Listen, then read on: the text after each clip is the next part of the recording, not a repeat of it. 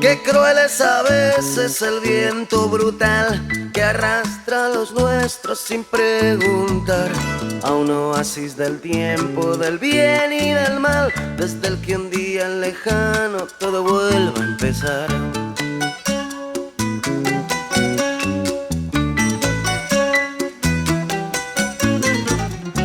Pobres nosotros desamparados, sin sus miradas y su calor, en un frío mundo que se convierte en una cueva amarga de ingratitud.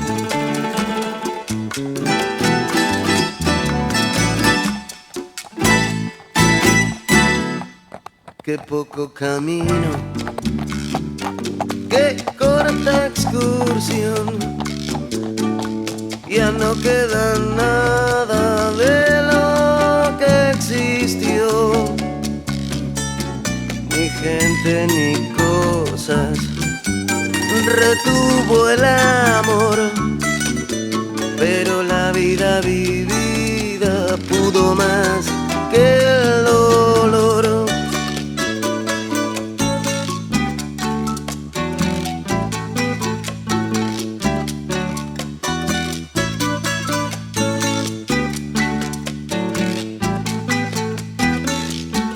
Se vacía la vida de alegría y rencor y se juntan las voces de un mundo anterior, recordando colores y ruidos de ayer, de una infancia lejana que pide volver.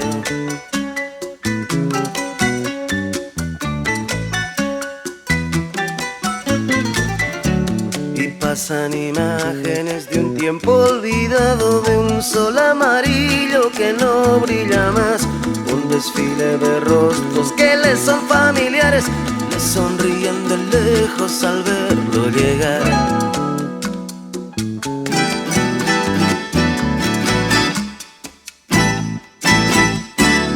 Ahora toca esa noche que nos toca vivir un poquito más solo, sin verlo reír.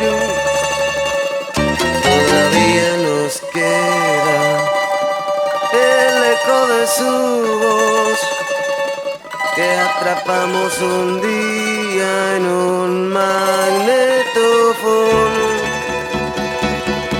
Qué poco camino, qué corta Hem acabat tota la ruta sud sencera. nada de lo que existió, ni gente ni cosas.